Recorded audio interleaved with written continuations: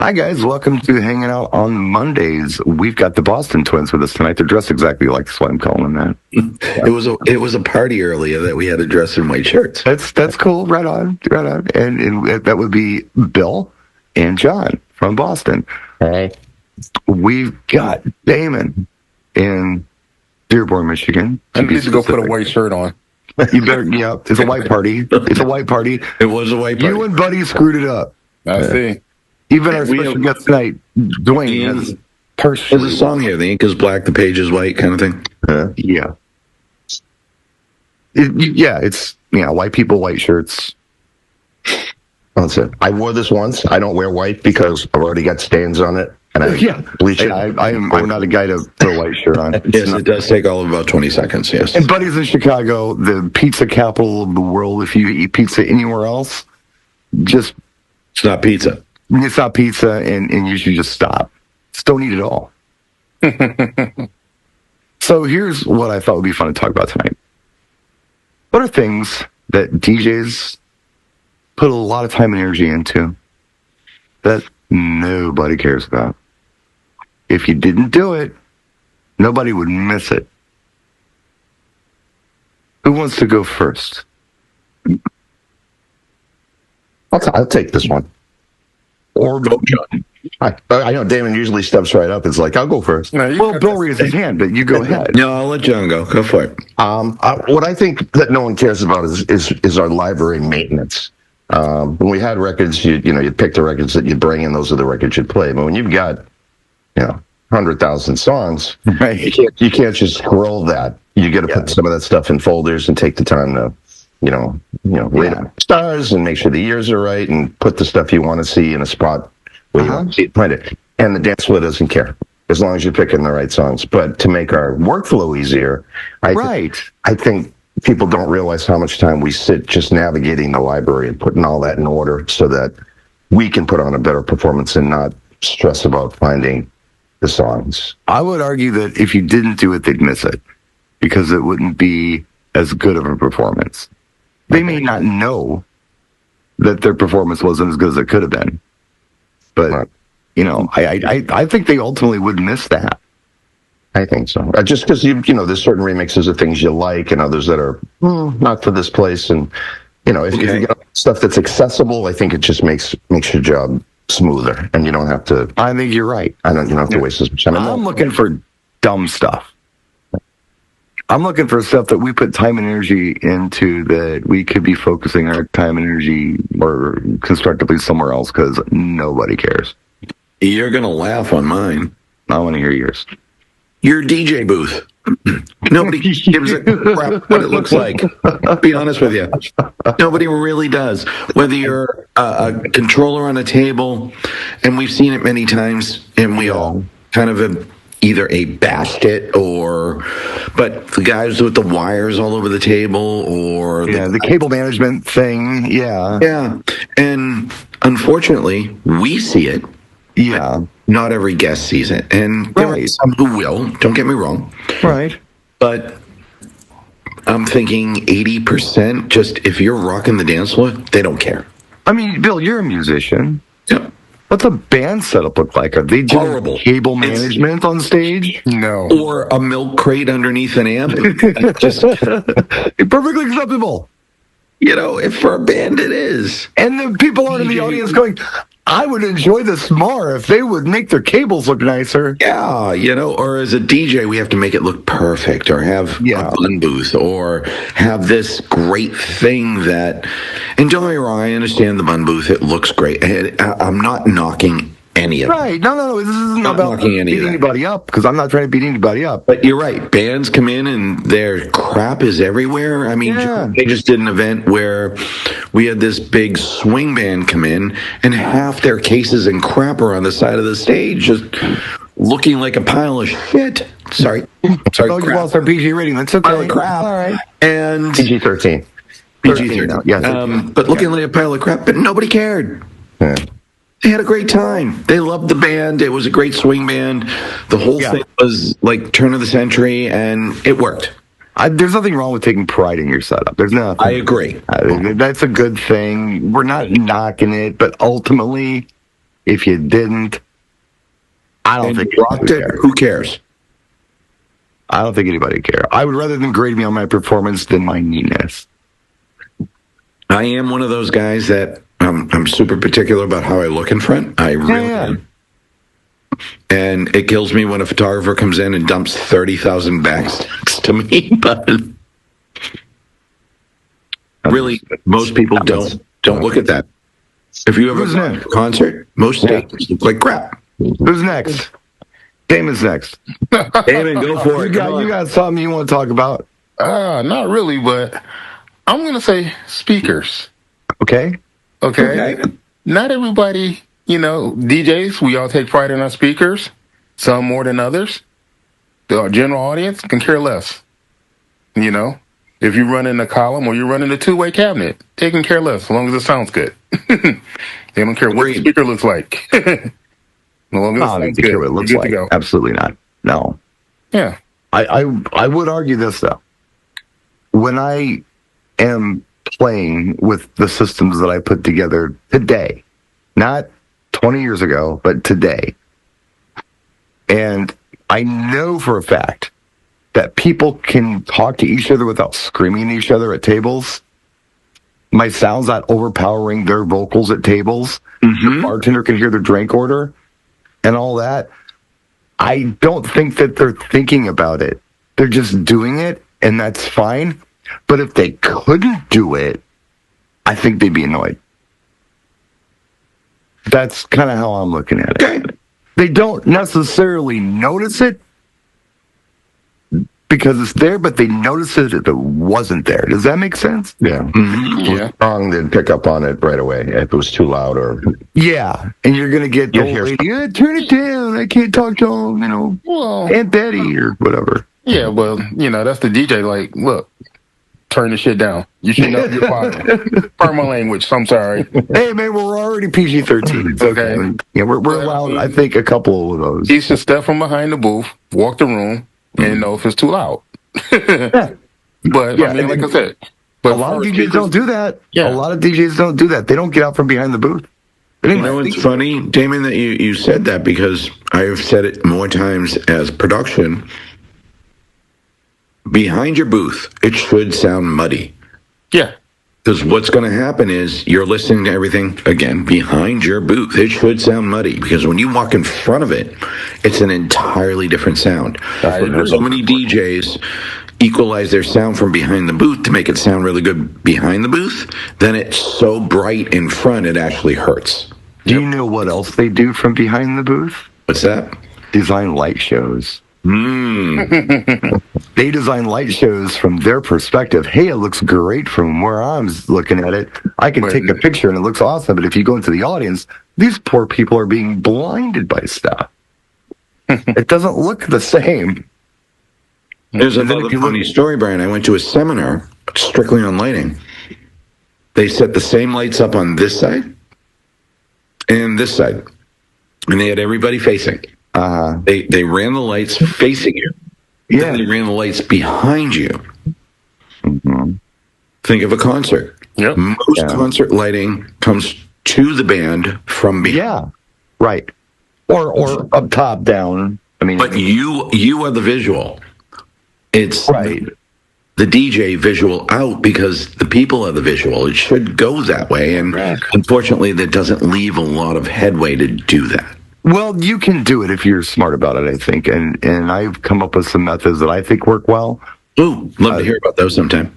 Oh, well, I talk about them all the damn time. But, yeah, basically what you're talking about is, okay, the band is on stage, right? And they're lighting the band up. A lot of that lighting is actually coming from way up here down at them. So it's kind of forward with them, but they're being lit. Correct. They're being lit by super troopers and things, like way far away, spotlights and things. But that's where the focus is. The audience is in the dark. That's the center of attention. Whereas with what we do as DJs, and dancing is usually what we're trying to promote. Perspective. It's about creating this ambient area That's not real. 100%. It's not reality. So I've heard a psychologist talk about this, and I thought, oh, that's smart. So I regurgitate what he says. And I think he's right. They say that people are generally shy. So, they may not want to make a fool of themselves if the house lights are on. But if the house lights are dim and what's going on out here is ambient, out of this world weird, they think, well, you know what? I can be anonymous out there. Nobody can see me. Yep. These lights are weird. I can be within these lights and make a fool of myself. I can dance, and I don't got to be a really good dancer. It's okay if I screw it up because I'm anonymous out here. So that's kind of what I feel like we should be creating with dance floor, and keep that on the dance floor and not the whole room. If you do the whole room, then there's no place to hide and there's no place to go to. When you create that spot on the dance floor, they're attracted to it, like moths to a flame, because it's weird and goofy. Having said that, it should be a comfortable space too. I don't think anybody should be blinded out there by lights. They shouldn't It's a song on its own. I took a picture, and I haven't done a video on this yet, and I think I showed this recently to John. Okay. I think. Give me just a moment. I will find this picture. Okay, here it is. So here's the story. There's a DJ who's retiring, who's been doing this for like 50 years, and he's selling his rig. Would you like to see it? Sure, absolutely. I remember this picture. You remember this picture? It's an old school rig. I'm trying to zoom in. So, okay. So have a look at this. Feast your eyes on this. Look at that setup. Okay. Look at these pars. I think I counted 24 pars shining on the dance floor. 4, 8, 16, 17, 9, 20, 1, 2, 3, 4, 25. Okay, 25 pars. No. He's got some other stuff here, whatever, it's LED. But I'm looking at these. And my first thought is, wow, they had to bring in a lot of power for that, because I know that these things like to pop, regular breakers. Mm-hmm. My second thought was, you could do this back in the old days because the lights weren't that intense. The color temperature wasn't that intense. They weren't that punchy. So you could do this and it didn't hurt anybody. But if you did this today with LED, you would blind people. And I think people look at this style of setup and say, oh, they used to do it back in the old days. Now I can take one par and I can recreate 8 different colors easily, so I don't need 8 pars flashing. When in reality, the color temperature is completely different. The light is much brighter and intense. And it's almost like you're in the middle of the road and there's a Mack truck coming and you're doing this to keep yourself from being blinded before it runs you over. This is what's happening with the LED. That's my spiel on that. Now shut up. No. You're 1,000% right. Those are probably only 25 watt, 40 at best. I mean, you're not killing everybody with. They're actually a lot higher than that, but the output in lumens is not a lot. Right. If they were 25 watt, we could have plugged a whole bunch of those in back in the old days. But, as far as lumens go, they're not super bright. It's, I don't know. Plus, the light's going through a gel, and that gel is going to diffuse the light. It's going to bring the light level down. Right. So it's totally different than the technology we're using today. And that's one of the things when people. One thing that DJs worry about, that people don't complain. The light show, is part of it. People think they need to have this huge, ginormous light show that is blinding people, and it makes it unpleasant for people versus having a cast of light that fills a room or fills an area and is more pleasant for people to enjoy on a dance floor. I don't know. The wedding I just had this past weekend, it was, the facility had red up lights, and it was very powerful, big, powerful red lights. I actually unplugged a few to tone it down a little bit. Sure. And to add some lighting that I was doing. And I did red as well. That's surprising, Buddy, because red is probably the dimmest color in the spectrum. So it's had to be pretty bright lights. That's the color the couple wanted.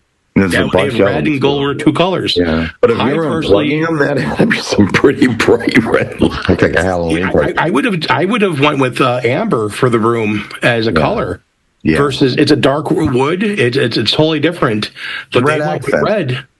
Yeah. And people do care about certain things. It's funny. One group won't care about it. Like I went to a bride that doesn't care. Like you're talking about shoes in your show and stuff like that, and other people, socks and stuff. And some people don't care about them. Then you run into that bride that does care about it. So it's like, which battle do you pick? And sometimes it's one of the things that there's a lot of things I don't care, about.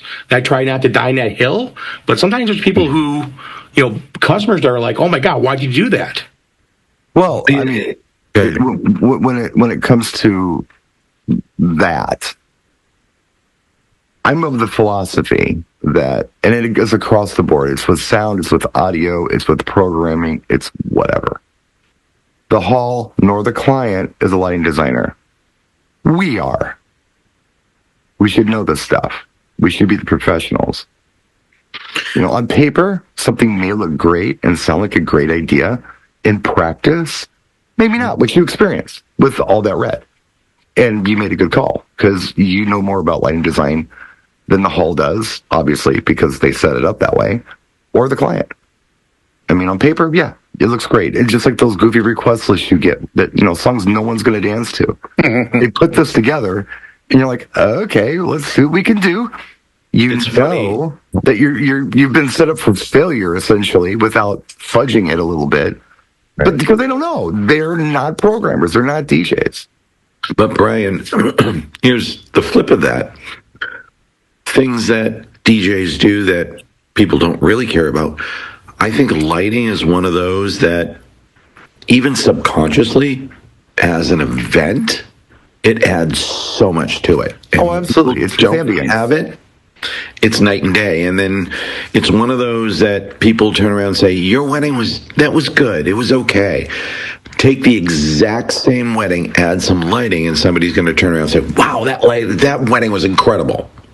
I think that's one of those that flips that coin. Yeah. No, you're right. And it can add so much. It could also really screw stuff up if it ain't done right. Sure. If you overdo it, yeah. I'm sure the photographer was grateful that a few of the red lights got unplugged. Just saying. Right. He's doing a lot less work in post. But that's one of the things, like Brian hit on, being a professional, understand lighting. When the special dances came on, I changed my lights from red to a amber color, very light pale amber color, to compensate for the red, but also complement what's going on. Sure. So that way it's not adding color. So she was taking pictures of them on the dance floor. It was neutralized, but this red color, the lights, they're large Chinese-made lights. They're nice looking lights, but they're probably about this big around LED. And they 4 lights were filling half the room. Dwayne Dixon. Right. Sounds like a Walking Dead character, man. He just sounds like a badass. Guy who just kills zombies. Yeah. What do you got for us? I'm going to keep it safe. I'm going to say a lot of people worry about whether they use Serato or virtual DJ.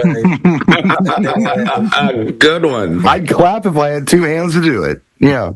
And then the other one would be your name brand of your equipment. So I think you're absolutely right. Just as long as the equipment and everything sounds and look fine, the clients won't care. You know what I was thinking about as we were all talking was the new controller, whatever that happens to be. What was wrong with the old controller? You go out and you spend several $1,000s on the new controller. You might like it, and that's cool if you do. It's cool if you like it. But does our audience care that we've got a new controller? Did it make it better for them? Today, by the way, and I know this is in the music show. You bought a new music show. But today is 9/01/25 day. Yes. Do you know what 90? Does anybody know what that means? Is that a TV show? It's a Yes album. 9/01/25. Yes. Had Owner of a Lonely Heart on it. Yes. And Lee, remember that song? Yes. Oh, and I remember that. I was thinking about this, and this is contrary to what I just said. So Yes is a progressive rock band. They're doing songs like Roundabout, and I've seen all good people turn their heads each day so satisfied I'm on my way, and you know the Yes songs. Vulnerable Lonely Heart. Yeah. Vulnerable Lonely Heart was the song that a lot of Yes fans didn't like because it didn't sound like the old Yes. But what Yes essentially did was they got a hold of a Fairlight CMI from Australia. It was a brand new music computer. Stevie Wonder had one. Like, not many people had one. They were like $70,000. And it was an 8-bit sampler. Like, Art of Noise used this for the Into Battle, like beatbox. Damon's like, yep. Yeah, that's Trevor We know Horn. beatbox. Yeah. Last time we heard that was, ZZ Top was using one. Yes. Jane Shout, I Don't Want to Fall in Love. That was all Fairlight. Tears for Fears, Fairlight. All that stuff's Fairlight. So Yes gets this brand new piece of equipment and says, I wonder what we can do with this. It makes the 90125 album.